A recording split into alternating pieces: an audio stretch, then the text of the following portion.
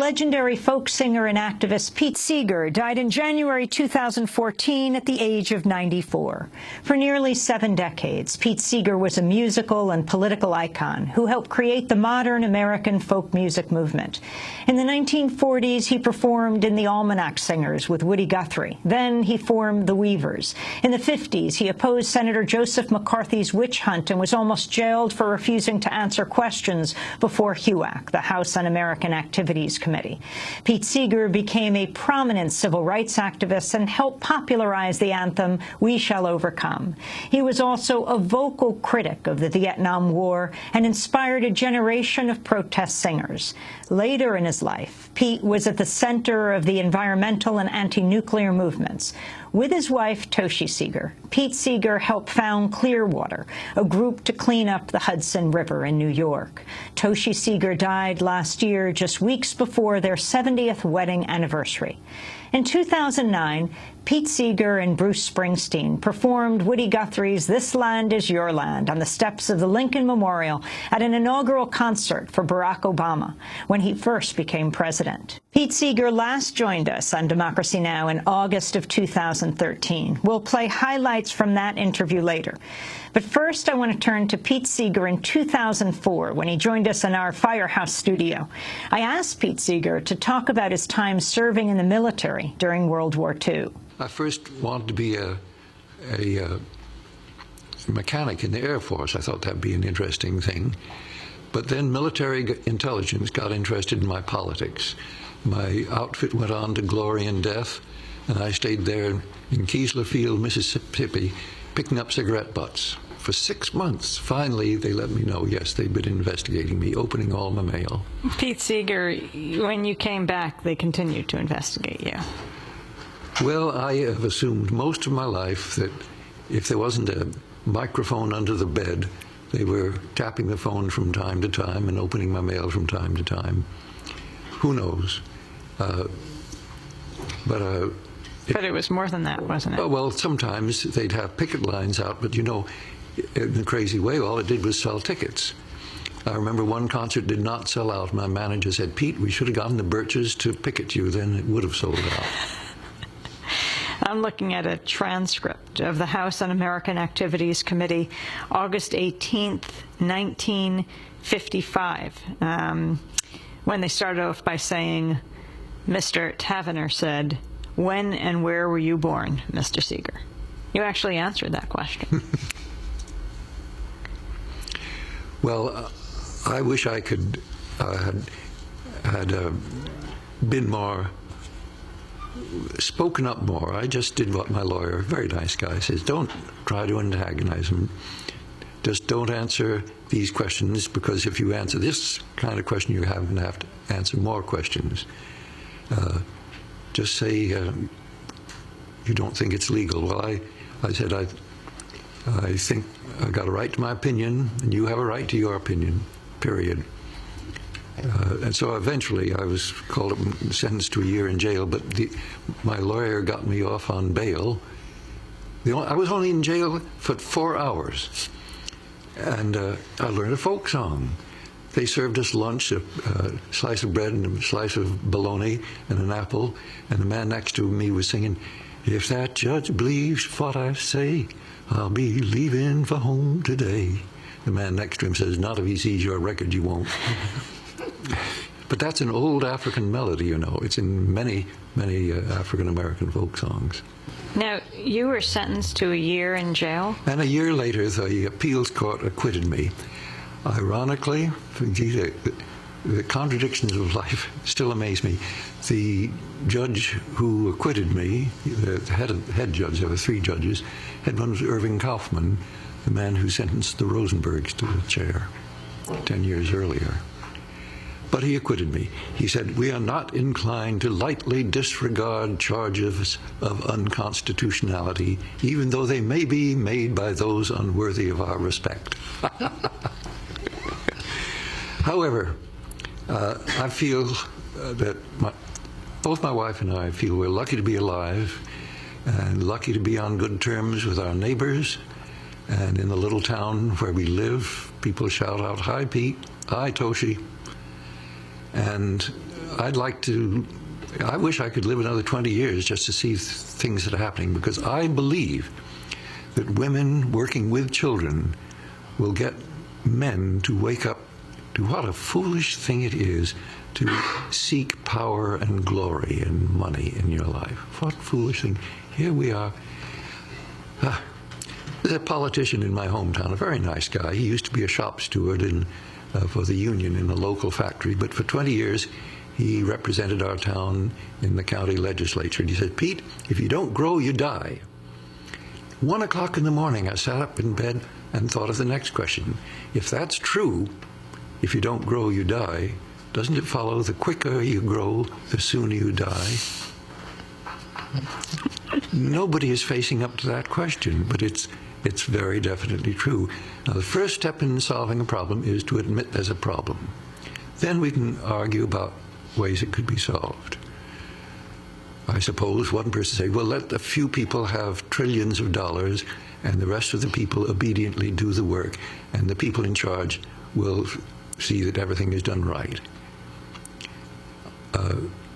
On the other hand, I think what was in the Declaration of Independence is true now just as it was then. Those great lines, they're written by Ben Franklin, you know, not Jefferson. "We hold these truths to be self-evident, that all men are created equal, that they are endowed by their Creator with certain inalienable rights, that among these rights are life, liberty, and the pursuit of happiness, that to secure these rights governments are instituted among men, deriving their just powers from the consent of the governed, that when any government becomes destructive of these ends, it is the right of the people to alter or to abolish it." Pete Seeger, can you tell us about We Shall Overcome? I thought in 1946, when I learned it from a white woman who taught in a union labor school, the Highlander Folk School in Tennessee, that the song had been made up in 1946 by tobacco workers, because they sang it out there to strike through the winter of 1946 in Charleston, South Carolina. And they taught the song to Zilphia Horton, the teacher at the labor school. And she said, "Oh, my favorite song." And I printed it in our little magazine in New York, People's Songs, as "We Will Overcome" in 1947. It was a friend of mine, Guy Carawan, who made it famous. He picked up my way of singing it, "We Shall Overcome." Although there was another teacher there, Septima Clark, a black woman. She felt that "shall," like me, she felt it opened up the mouth better than "will." So that's the way she sang it. Anyway, Guy Carawan in 1960 taught it to the young people at the founding convention of SNCC, Student Nonviolent Coordinating Committee, SNCC for short. And a month later, it wasn't a song, it was the song throughout the South.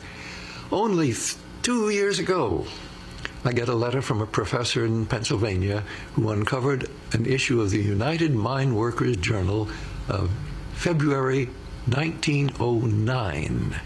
And a letter there on the front page says, "Last year at our strike, we opened every meeting with a prayer and singing that good old song, 'We Will Overcome.'"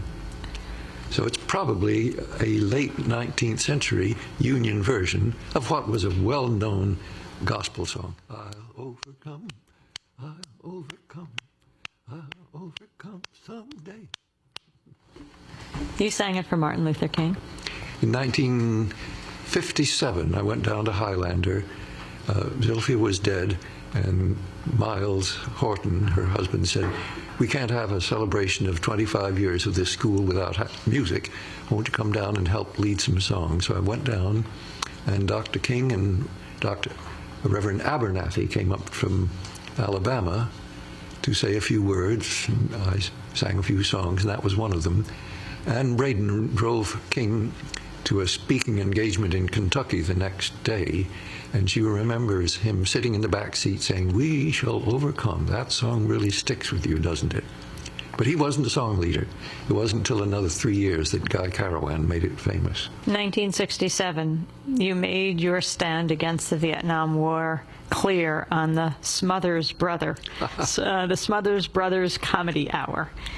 Can you talk about that? Well, the Smothers Brothers were a big success on the CBS television, and way back the year before, I think in the spring of 67, they said, CBS says, anything we can do for you, you're right at the top. What can we do to make you happier? And they said, let us have Seeger on. And CBS said, well, we'll think about it. Finally, in October, they said, okay, you can have him on. And I sang this song, waist deep in the big muddy, the big fool says to push on.